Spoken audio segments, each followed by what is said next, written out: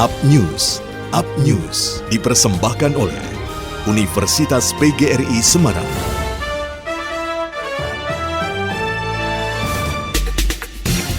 Sejumlah warung makan di kota Semarang disemprot dengan air dari mobil pemadam kebakaran. Hal ini karena pemilik warung nekat berjualan dengan tetap menyediakan fasilitas makan di tempat serta melanggar aturan pemberlakuan pembatasan kegiatan masyarakat darurat Jawa Bali. Dan tempat makan tersebut berada di wilayah Semarang Tengah. Kepala Satpol PP Kota Semarang Fajar Purwoto mengatakan pihaknya sengaja membawa satu truk pemadam kebakaran dan menyemprotkan air di tengah kerumunan pembeli warung untuk memberikan efek jera bagi mereka yang melanggar PPKM darurat. Dia menegaskan dalam PPKM darurat telah dijelaskan, diatur bahwa pedagang hanya boleh beroperasi dengan menyediakan layanan take away atau membungkus pesanan. Sementara sektor usaha hanya boleh menjual kebutuhan pokok bukan barang-barang lain. Sementara itu, Kapolsek Semarang Tengah Kompol Gali mengatakan beberapa hari lalu pihaknya telah membagikan lembaran pengumuman PPKM darurat dan menurutnya tidak ada alasan untuk tidak tahu aturan tersebut. Bukan hanya itu, Satpol PP Kota Semarang juga menyegel toko perlengkapan alat jahit, toko aksesoris, serta toko kain di Jalan Pemuda karena nekat berjualan tanpa mengindahkan aturan PPKM darurat dan protokol kesehatan.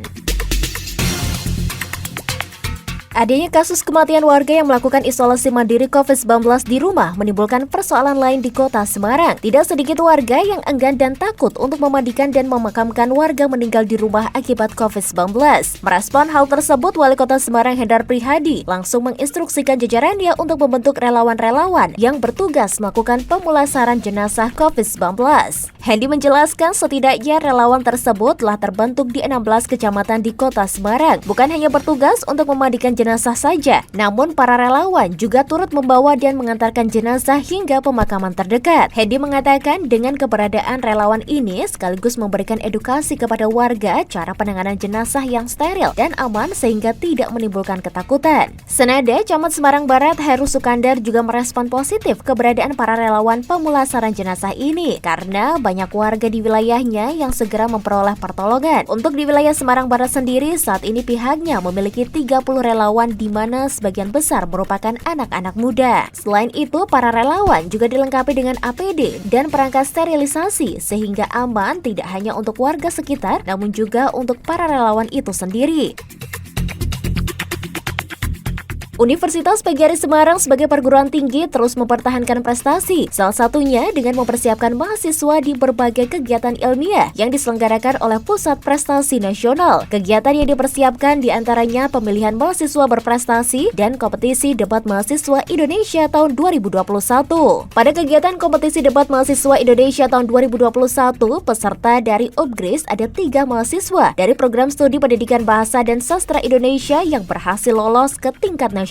Ketiga mahasiswa tersebut Andini Larasati, Alivia Ulfadila, serta Imam Abil Filda. Saat ini ketiga mahasiswa tersebut masih duduk di bangku semester 4 dan 6. Pembina komunitas debat UPGRIS, R. Yusuf Sidik Budiawan SPD MA mengatakan bangga dengan proses mereka yang gigih. Menurutnya berbagai pengalaman serta tahapan yang telah disiapkan oleh peserta sudah maksimal. Sementara itu Rektor Universitas PGRI Semarang Dr. Muhdi mengatakan melalui kompetisi debat yang digelar semacam itu, mahasiswa dapat mengembangkan kemampuan mereka menyampaikan pendapat secara sistematis dan logis. Dengan keberhasilan kali pertama ini menjadi wujud bukti bahwa pembinaan dan pendampingan mahasiswa di Universitas PGRI Semarang selama ini sudah berjalan dengan baik dan dia berharap semoga keberhasilan ini bisa menjadi semangat bagi mahasiswa lain.